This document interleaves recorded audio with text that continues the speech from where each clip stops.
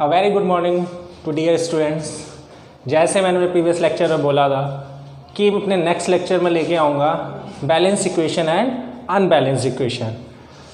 तो ये हमारा केमिस्ट्री का क्लास 10th का फर्स्ट चैप्टर का थर्ड लेक्चर है और इसका टॉपिक का नाम है आज का balanced and unbalanced chemical equation. See balance equation क्या होती है? बैलेंस केमिकल इक्वेशन का मतलब है which have an equal number of atoms of different element in the reactant and product। क्या बोल रहा है कि रिएक्टेंट में जो लेफ्ट हैंड साइड में होता था और प्रोडक्ट जो राइट हैंड साइड में होता था उसमें they both have the equal number of atoms in the what in the each and every element. ठीक, अगर कोई भी इक्वेशन होगी उसमें लेफ्ट हैंड साइड में यानी रिएक्टेंट में, ठीक, राइट हैंड साइड में यानी प्रोडक्ट में अगर सेम नंबर के एटम्स होंगे तो वो कैसी इक्वेशन कहलाएगी? वो एक बैलेंस्ड इक्वेशन कहलाएगी। ठीक, अगर सपोज अगर रिएक्टेंट में या प्रोडक्ट में नंबर ऑफ एटम्स जो डिफरेंट एलिमेंट में प्रेजेंट होंगे अगर वो इक्वल नहीं है तो वो क्या कहलाएगी? Unbalanced chemical equation. सपोज देखिए, जैसे कि एग्जांपल हम लेते हैं zinc plus sulphuric acid, zinc Zn, sulphuric acid H2SO4, hydrogen sulphate भी कहते हैं। क्या बना रिएक्शन होने के बाद? जिंक सल्फाइड बना ZnSO4, H2 हीट, एरो ऊपर है, ऊपर एरो का मतलब है हीट रिलीज हो रही है और हीट रिलीज हो रही थी उसको क्या कहते हैं हम? एक्सोथर्मिक। ठीक, इसलिए मैंने हीट लिखा, हीट यहाँ रिलीज हो रही है। हीट क्या हो रही है? रिलीज्ड। और इस हीट रिलीज को हम क्या बोलते हैं? एक्सोथर्मिक। एक्सोथर्मिक कहते हैं। अब यहाँ देखो आप, जिंक रिएक्टेंट में सिंगल है, ओके, प्रोडक्ट में सिंगल है, एक ही नंबर ऑफ एटम जिंक है, ठीक है, जिंक इक्वल है। ये देखिए मैंने यहाँ लिखा भी है। ये जो मैंने पैटर्न बनाया है ये पैटर्न इसलिए कि आप ये समझ सको कि हम कैसे चेक कर सकते हैं एक बैलेंस्ड इक्वेशन को। ठीक, ये मैंने चेक करने के लिए बनाया है। तो पहला आप लिखोगे एलिमेंट्स, फिर लिखोगे number of atoms in left hand side, ठीक, जिसे रिएक्टेंट कहते हो आप, number of atom in RHS side जिसे हम प्रोडक्ट कहते हैं। फिर इसके बाद आप चेक करोगे कितने एलिमेंट्स हैं। देखो जिंक है पहला, दूसरा सल्फर है, थर्ड ऑक्सीजन है, फोर्थ हाइड्रोजन है। 4 एलिमेंट्स मिल गए, चारों को लिख लो, जिंक, हाइड्रोजन, सल्फर, ऑक्सीजन। ठीक, लिख लिया।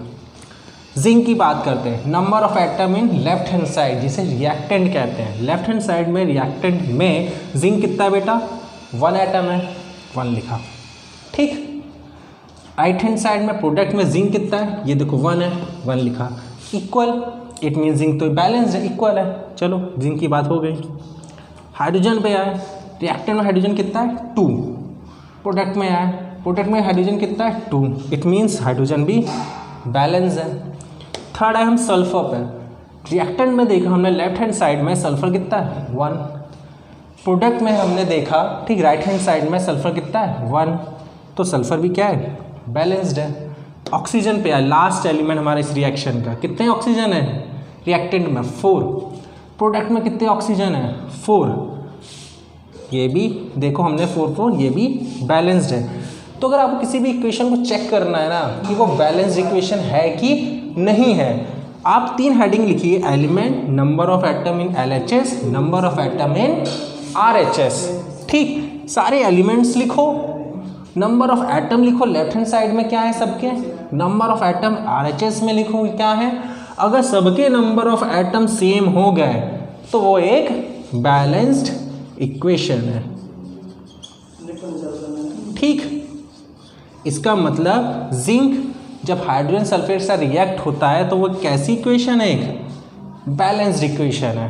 ठीक, सपोज एक एग्जांपल और ले लेते हैं हम। ठीक, एग्जांपल ये है कि पोटेशियम क्लोरीन या क्लोरीन ऑक्साइड को जब हीट किया, क्या किया? जब हीट किया तो क्या बना? पोटेशियम क्लोरीन प्लस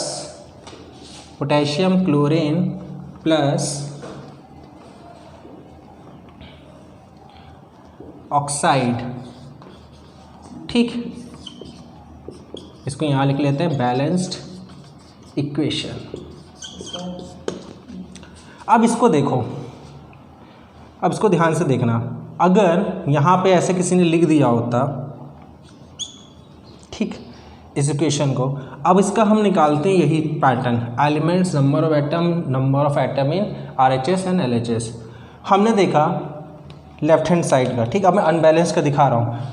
हमने देखा, इसका निकालते हैं, पोटेशियम लेफ्ट हैंड साइड में कितना है, 2 है, यहाँ कितना, 1, नंबर ऑफ एटम सेम है ही नहीं ना लेफ्ट हैंड साइड में ना राइट हैंड साइड में। क्लोरीन का निकाला, यहाँ 2 लेफ्ट हैंड साइड में, यहाँ कितना है 1, ये भी नहीं इक्वल है।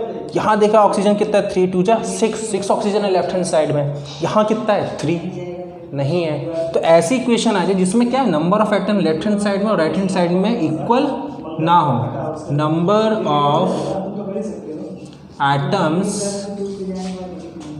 LHS में लेफ्ट हैंड साइड में और नंबर ऑफ एटम्स RHS में इक्वल ना हो, तो वो कैसी रिएक्शन होगी, अनबैलेंस्ड इक्वेशन। कैसी होगी वो, अनबैलेंस्ड इक्वेशन होगी, ठीक। आई होप आपको क्लियर हो गया होगा कि बैलेंस इक्वेशन और अनबैलेंस्ड को कैसे हम चेक कर सकते हैं, ठीक। तो इसका आप स्क्रीनशॉट ले लीजिए और स्क्रीनशॉट लेने के बाद हम आगे बढ़ते हैं कैसे बैलेंस करेंगे। ले लीजिए स्क्रीनशॉट, ओके, ठीक। आगे हम पढ़ते हैं, आपने स्क्रीनशॉट ले लिया होगा।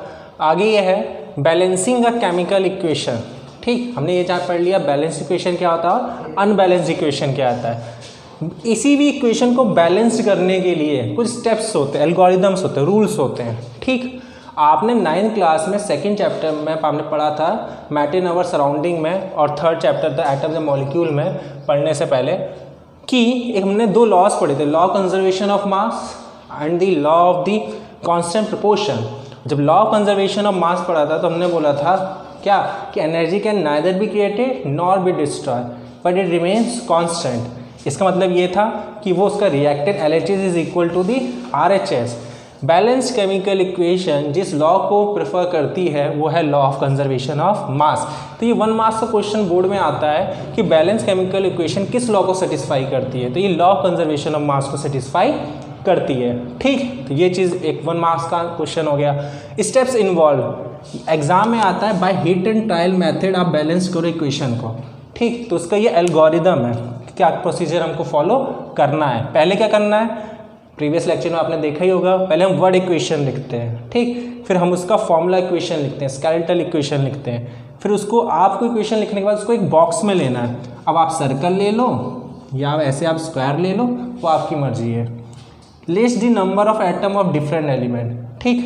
एलिमेंट्स बनाओ, प्रीवियस लेक्चर आपने देखा है, ठीक। Number of atom in left hand side, number of atom in right hand side, तीनों में सारे एलिमेंट्स लिखो, देखो इक्वल है कि नहीं है तो उसको बैलेंस्ड करो। उसको फिर कैसे हम चेक करेंगे, ये हम एक एग्जांपल लेंगे, उससे ये क्लियर हो जाएगा। तो दीज आर दी स्टेप्स, ये स्टेप्स याद नहीं करना है, मतलब लिखना नहीं है, एग्जाम में आता नहीं, पूछता नहीं है स्टेप्स क्या होते हैं, लेकिन इन स्टेप्स की हेल्प से अब हम किसी भी इक्वेशन को बैलेंस कर सकते हैं। किस मेथड से कर सकते हैं, क्या मेथड का नाम है, हिट एंड ट्रायल मेथड है, ठीक। चलिए हम देखते हैं, इसको आप स्क्रीनशॉट ले लीजिए, फिर हम एग्जाम्पल करें।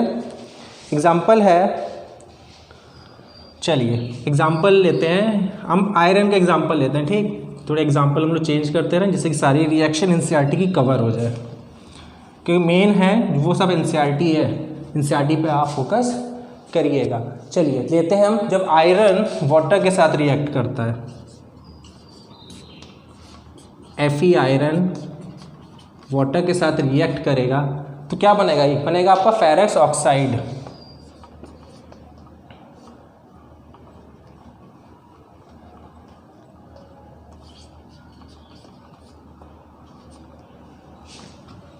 इसको अब बैलेंस कैसे करेंगे, ठीक। इसको बैलेंस करने के लिए देखो क्या है, अब हिट एंड ट्रायल मेथड ना, यहाँ लेते हैं हम एलिमेंट्स, यहाँ लेते हैं number of atoms left hand side, number of atoms in right hand side. Elements क्या क्या दिए हैं यहाँ देख लो, iron, hydrogen, oxygen, iron, hydrogen, oxygen. ठीक, एक सेकेंड बस चेक कर ले, आयरन, वाटर, हाइड्रोक्साइड, एक सेकेंड, ये ना हाइड्रोक्साइड नहीं बनेगा, Fe2O3 + H2, ये फेरिक ऑक्साइड बनेगा। ठीक है, इसको याद रखना, ये थोड़ा गलत हो गया। अब ठीक है, अब देखो आयरन कितना है रिएक्टेंट में, ये 1 है, तो आप लिख लो लेफ्ट हैंड साइड में 1 है। यही आयरन इधर देखो कितना है, ये 2 है। यहाँ कितना लेंगे, हाइड्रोजन कितना है लेफ्ट हैंड साइड में 2, यहाँ कितना है 2। ऑक्सीजन कितना है 1, यहाँ कितना है 3। अब देख रहे हो नंबर ऑफ एटम्स इक्वल नहीं है, इक्वल करेंगे तो कैसे करेंगे, अब देखो स्टेप्स फॉलो कर रहे हैं। हाँ, आप रिएक्शन को लिखो, यही रिएक्शन मैंने बोला है, हर रिएक्शन को आप ब्रैकेट में ले लो, बॉक्स में, H2O, hit and trial method है ये, Fe2O3,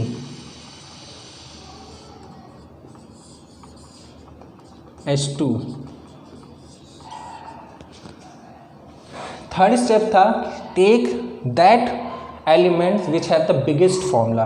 तो इन सब में सबसे बड़े एलिमेंट्स कौन सा दिख रहा है, जिसके पास सबसे ज़्यादा एलिमेंट्स हैं। देखो इसके पास आयरन भी है, ऑक्सीजन भी है, Fe2O3 है। ठीक, तो ये सबसे बड़ा है, इसके पास हम गए तो इसमें सबसे पहले हमने एलिमेंट्स कौन सा लिया, आयरन।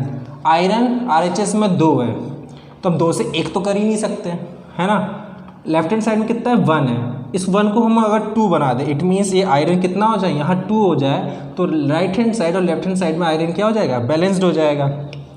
तो हमने इसके बाहर लिख लिया 2।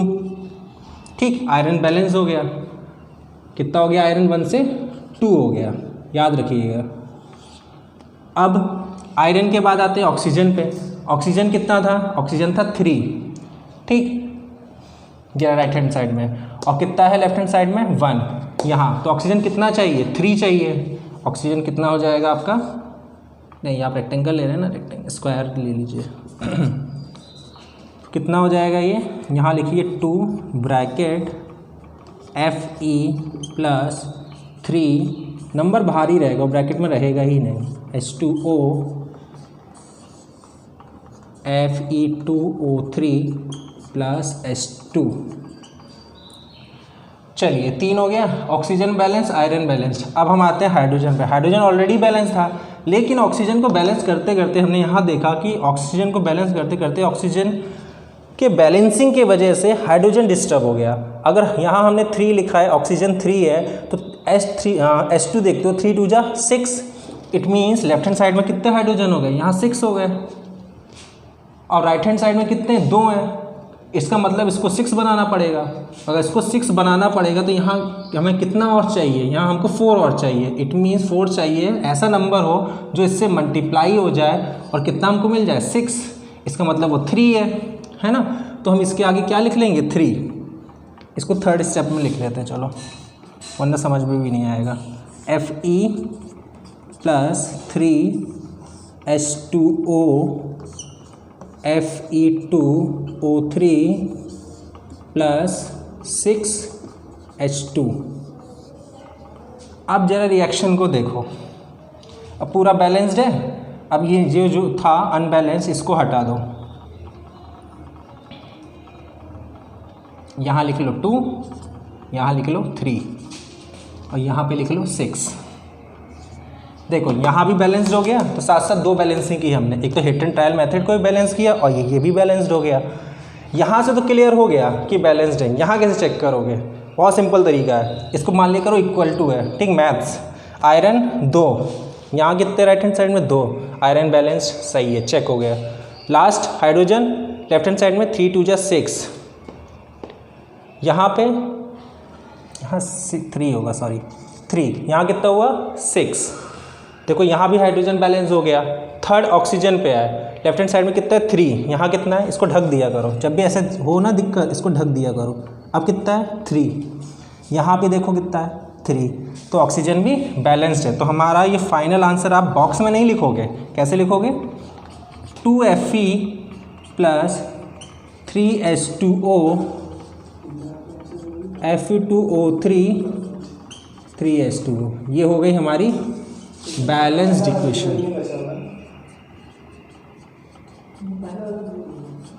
ये क्या है, बैलेंस्ड इक्वेशन है। तो ये होता है हमारा हिट एंड ट्रायल मेथड।